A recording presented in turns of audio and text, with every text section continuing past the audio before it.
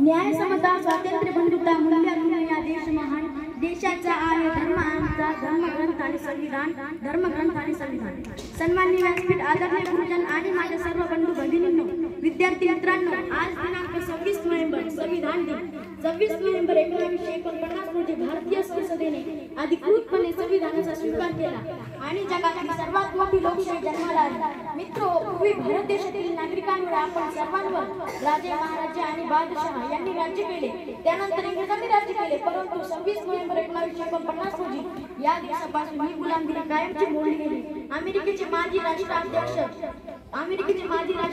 Abraham Lincoln म्हणतात त्याप्रमाणे लोकांनी लोकांसाठी लोकांच्या मार्फत चालवलेला राज्य जन्माला आले, लोकशाही जन्माला आली, ज्यात आपल्याला आपला नेता निवडण्याचा स्वातंत्र्य मिळाला। एवढे बोलून मी माझी 2 शब्द संपवितो। जय भीम, जय भारत।